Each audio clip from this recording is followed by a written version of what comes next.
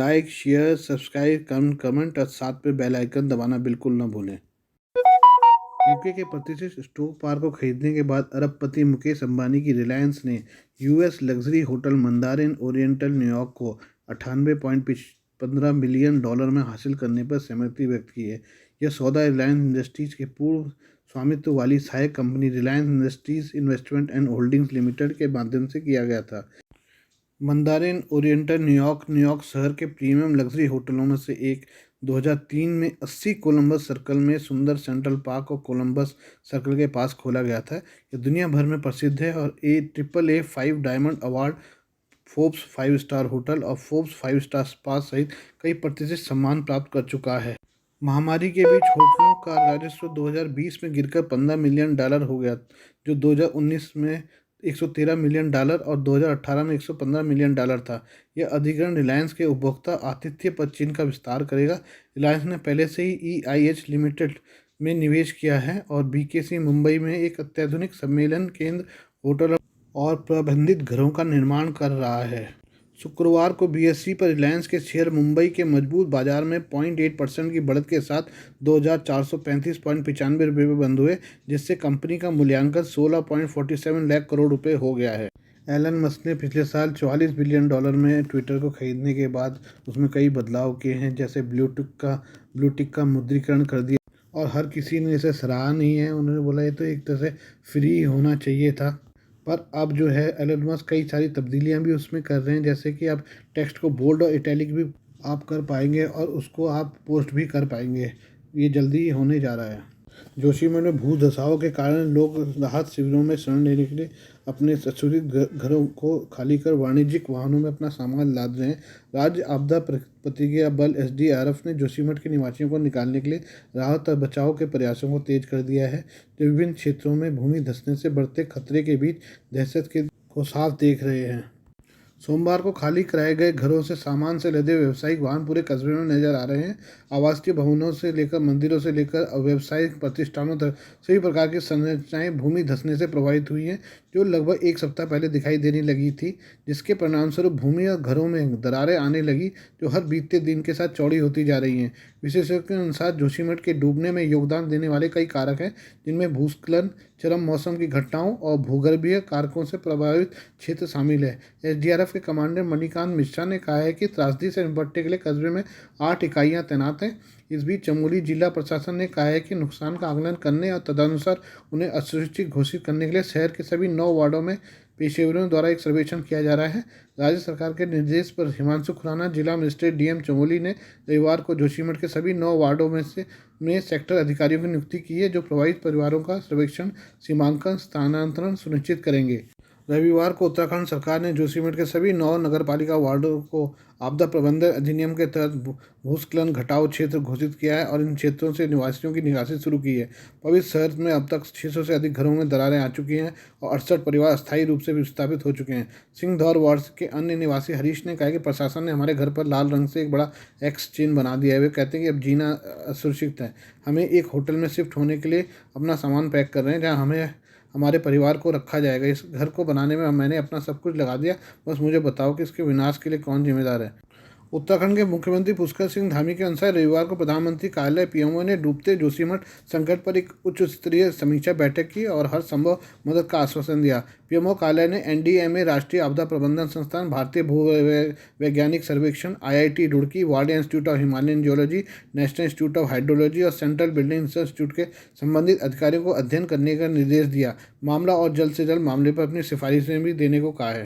प्रधानमंत्री नवाज शरीफ ने सोमवार को अपने अंतर्राष्ट्रीय भागीदारों से अगले 3 वर्षों में देश के पुनर्निर्माण के लिए $8 बिलियन की मांग की, जो कि पिछले साल की विनाशकारी बाढ़ से पीड़ित है, क्योंकि संयुक्त राष्ट्र महासचिव एंटोनियो गुतरेस ने पुनर्निर्माण के प्रयासों में मदद के लिए बड़े पैमाने पर समर्थन का आह्वान किया था।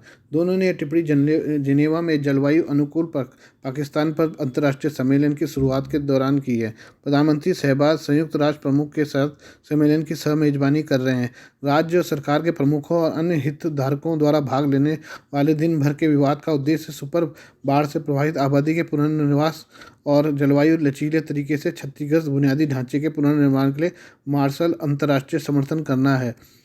देशों ने PM शहबाज के आह्वान पर ध्यान दिया, जिसमें सम्मेलन के प्रतिक्रिया भाग के शुरू होने से पहले ही करोड़ों डॉलर देने का वादा किया गया था। वीडियो लिंक के माध्यम से बोलते हुए फ्रांसीसी राष्ट्रपति इमैनुअल मैक्रोन ने सम्मेलन को बताया कि उनका देश 360 मिलियन यूरो यानी कि 384 मिलियन डॉलर का योगदान देगा। उन्होंने यह भी कहा कि फ्रांस पाकिस्तान को उसकी योजना को लागू करने में मदद करने के लिए बनाए जा रहे एक अंतर्राष्ट्रीय सहायता समूह में शामिल होने के लिए तैयार है और कहा कि वो आपातकालीन सहायता में अतिरिक्त 10 मिलियन यूरो भी प्रदान करेगा। जबकि पाकिस्तान की सूचना मंत्री मरियम औरंगजेब ने ट्विटर पर घोषणा की है कि इस्लामिक डेवलपमेंट बैंक ने 4.2 अरब डॉलर देने का वादा किया है, जबकि दक्षिण एशिया के लिए विश्व बैंक के अध्यक्ष मार्टिन राइसन ने 2 अरब डॉलर देने का वादा किया है। पीएम शहबाज ने कहा है कि पाकिस्तान में पिछले साल आई विनाशकारी बाढ़ में 1700 से ज़्यादा लोग मारे गए थे, जबकि 80 लाख से ज़्यादा लोग विस्थापित हुए थे। उन्होंने कहा कि मैंने अपने पूरे जीवन में इस तरह की तबाही नहीं देखी है जिसने न केवल हमारी अर्थव्यवस्था को पंगु बना दिया बल्कि एक ऐसी चुनौती पेश की है जिसे पाकिस्तान अकेले नहीं झेल सकता। उन्होंने कहा कि पाकिस्तान की अर्थव्यवस्था को 30 अरब डॉलर का नुकसान हुआ है और प्रीमियर ने इस कठिन समय के दौरान विस्तारित समर्थन के लिए संयुक्त राष्ट्र महासचिव और मित्र देशों को ब्राज़ील के दूर दक्षिणपंथी पूर्व राष्ट्रपति जायर बोल्सोनारो के सैकड़ों समर्थकों ने पिछले हफ्ते राष्ट्रपति लुइस इनासियो लूला दा सिल्वा के उद्घाटन के खिलाफ एक नाटकीय विरोध में पुलिस बैरिकेड को तोड़ दिया और रविवार को कांग्रेस, राष्ट्रपति महल और सुप्रीम कोर्ट पर धावा बोल दिया। हजारों प्रदर्शनकारी हरे और पीले झंडे के कपड़े पहने ब्राजीलिया में सत्ता की सीट की ओर बढ़े गए और कांग्रेस के फर्श पर आक्रमण कर दिया और ब्राजील की सेना से अपील के साथ एक बैनर को फहराने के लिए प्रसिद्ध इमारत की छत को पर चढ़ गए। सोशल मीडिया फुटेज में दंगाइयों को कांग्रेस भवन में प्रवेश करने के लिए दरवाजे और खिड़कियां तोड़ते हुए फिर सामूहिक रूप से अंदर भागते हुए सांसदों के कार्यालय को तोड़ते हुए देखा गया और विधायिका के फर्श पर स्लोप्ड स्पीकर के डायस का उपयोग स्लाइड के रूप में करते हुए दिखाया गया है क्योंकि वह अनुपस्थित सांसदों का अपमान कर रहे थे। एक ही वीडियो में ये बाहर भीड़ को एक पुलिसकर्मी को उसके घोड़े से खींचकर जमीन पर गिराते हुए भी दिखाया गया है। प्रधानमंत्री नरेंद्र मोदी जी 13 जनवरी को अपने सपनों के क्रूज एमवी गंगा विलास को हरी झंडी दिखाएंगे।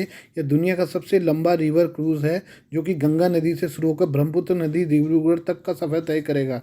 बाबा विश्वनाथ की नगरी वाराणसी में हर साल करोड़ों श्रद्धालु गंगा नदी पहुंचते हैं। यहाँ लाखों की तादाद में पर्यटक भी आते हैं और बोटिंग का आनंद लेते हैं, लेकिन अब गंगा विलास क्रूज के जरिए उन्हें गंगा दर्शन का एक अनोखा अद्भुत आनंद लेने का मौका मिलेगा। अब तक हमने इस तरह के लग्जरी क्रूज को सिर्फ फिल्मों में या विदेशों में ही देखा है, लेकिन कितना खूबसूरत नज़ारा होगा जब वाराणसी के गंगा नदी के बीच एक आलीशान क्रूज तैरता नजर आएगा और पर्यटक 5 स्टार जैसी सुविधाओं के साथ गंगा दर्शन कर सकेंगे। दरअसल एक आधिकारिक बयान में जानकारी दी गई कि शुक्रवार को प्रधानमंत्री नरेंद्र मोदी वाराणसी से दुनिया के सबसे लंबे रिवर क्रूज एमवी गंगा विलास को हरी झंडी दिखाएंगे।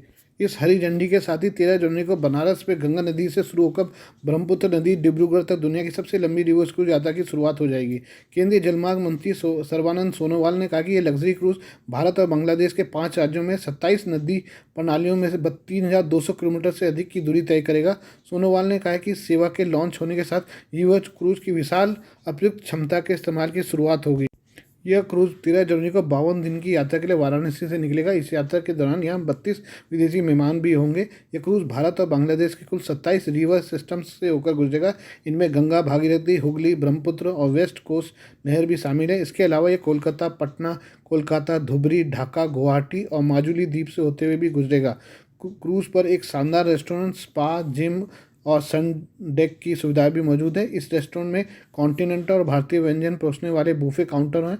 इस क्रूज़ पर यात्रियों को पर्सनल बटलर की सुविधा भी दी जाएगी। क्रूज़ के अपर डेक पर यात्रियों के लिए एक बार भी बनाया गया है जिसमें आरामदायक कुर्सियों के साथ काफ़ी टेबल भी बनाई गई हैं। यात्रियों को 5 स्टार होटल जैसी सुविधाएं देने के लिए क्रूज़ पर सनबाथ और ओपन डेक पर पार्टी करने की भी सुविधा दी गई है। आइए अब इसकी कुछ खास बातें भी समझ लें। गंगा विलास क्रूज 62 मीटर लंबा, 12 मीटर चौड़ा, 1.4 मीटर के ड्राफ्ट के साथ चलता है। इस क्रूज में यात्रियों के लिए रेस्तरां, संगीत, जिम, स्पा आदि तमाम लग्जरी सुविधाएं हैं। गंगा विलास क्रूज 3 डेक हैं। इस क्रूज में 80 यात्रियों की क्षमता है। इस क्रूज को साल 2018 से प्रमोट किया गया था।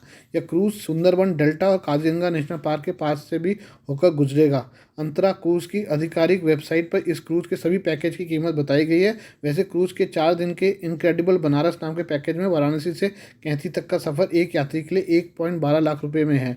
वहीं कोलकाता से ढाका का सफ़र करने वाले यात्रियों को प्रति व्यक्ति 4,37,250 रुपये खर्च करने होंगे।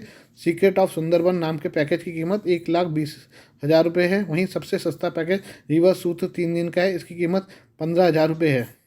गोल्ड रेट इस प्रकार से रहे। आज 22 कैरेट का गोल्ड जो है 10 ग्राम का वो 51,600 रुपये और 24 कैरेट गोल्ड का रेट जो है 10 ग्राम का 56,290 रुपये।